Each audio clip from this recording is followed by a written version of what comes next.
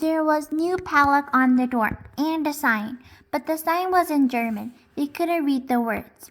I wonder if Miss Hirsch is sick, Aunt Mary said as they walked away. I saw her on Saturday, Ellen said. She was with her husband and her son. They all looked just fine, or at least the parents looked just fine. The son looked like he was in horror.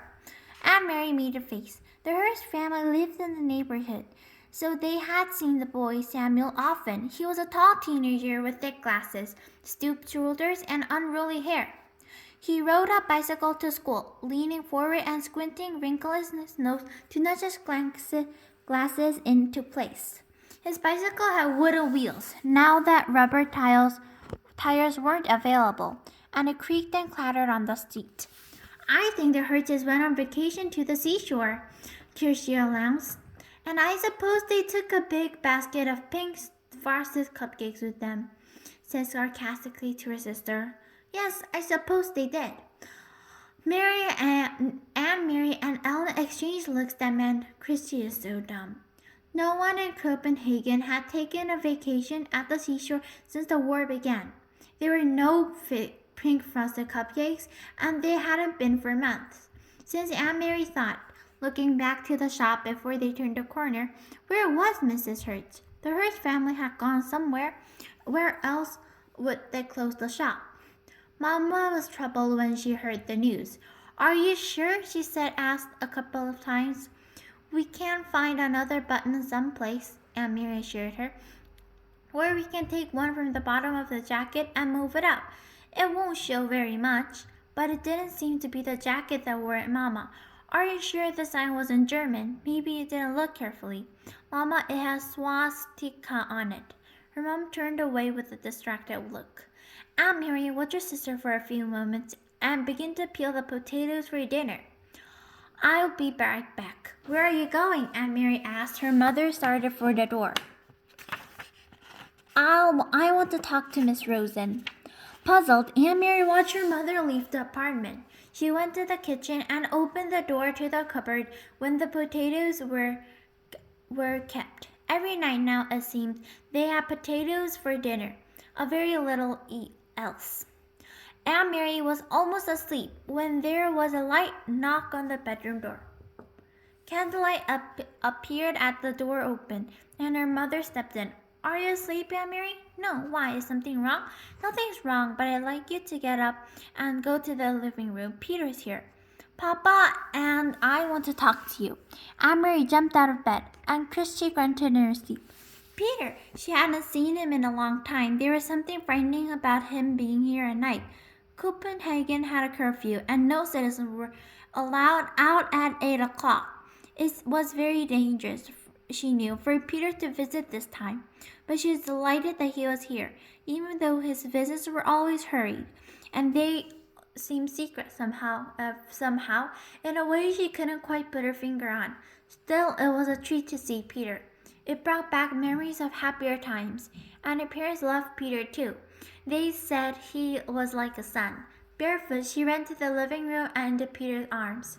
She grinned, kissed her cheek, and ruffled her long hair. You've grown taller since I seen you last, he told her. You're all legs. Aunt Mary laughed. I won the girls' foot last Friday at school, she told him proudly. Where have you been? We missed you. My work takes me all over, Peter explains.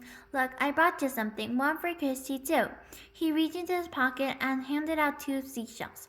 Aunt Mary put the smaller one on the table to save it for her sister. She held the other one in her hand, turning it to the light, looking at the rigid pearl surface. It's so like Peter to bring just the right gift. For your Mama and Papa, I brought something more practical, 2 bottles of beer. Mama and Papa smiled, raised their glasses, took a sip, and whipped the foam from his upper lip. Then his face became more serious. Aunt Mary, Peter tells us that the Germans have issued orders closing many stores run by Jews. Jews? Is Miss Hitch a Jew? Is that why the button shop has closed? Why have they done that? Peter leaned forward. It is the way for tormenting. For some reason, they want to torment Jewish people. It happened in other countries. When they've taken their time here, have let us relax a little. but now it seems to be starting. But why the button shop? What harm does a button shop? Miss Hitch is just a nice lady. Even Samuel, he's a dope, but he never harms anyone. How could he? He can't even see with his thick glasses. When Aunt Mary thought of something else. If she, if Mrs. Hitch can't sell buttons, how will they earn money? Friends will take care of them. That's what friends do. Aunt Mary nodded. Mama was right, of course. Friends and neighbors would go to the home of the Hitch family, would take them fish and potatoes, bread and herbs for making tea. Maybe Peter would even take them a beer. They would be comfortable until their shop was allowed to be opened again. Then suddenly she sat upright, the eyes wide. Mama, Papa, the roses are juice too. Her parents nodded, their faces serious and drawn. I talked to Sophie Rosen this afternoon after you told me about the button shop. She knows what is happening, but she doesn't think that'll affect them. Aunt Mary thought I understood. Miss Rosen doesn't have a shop. He's a teacher. They can't close a whole school. She looked at Peter with a question in her eye. Can they? I think Rosen's will be all right, he said, but you keep an eye on your friend Ellen. They stay away from the soldiers. Your mother told me about what happened on Ulster Brigade. Aunt Mary shocked. She almost forgotten the incident. It was nothing. They were just some bored and looking for someone to talk to, I think. Papa, do you remember what you heard the boy say to the soldier? That all Denmark would be the king's bodyguard? I've never forgotten it. Well, now I think that all of Denmark must be the bodyguard for Jews as well. So we shall be. I must go, and you, Longlegs. It's past your bedtime now. He hugged Aunt Mary again.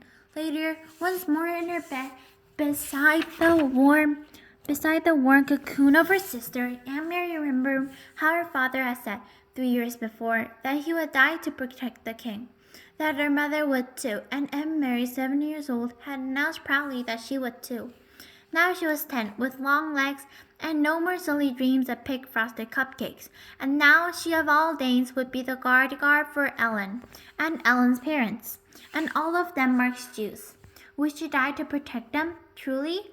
Aunt Mary was honest even to admit there was darkness to herself, that she wasn't sure.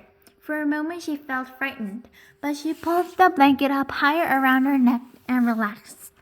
It was imaginary anyway, not real. It was the only in fairy tales that people were called upon to be so brave, to die for one another. Not in real life Denmark. Oh, there were soldiers, they were true.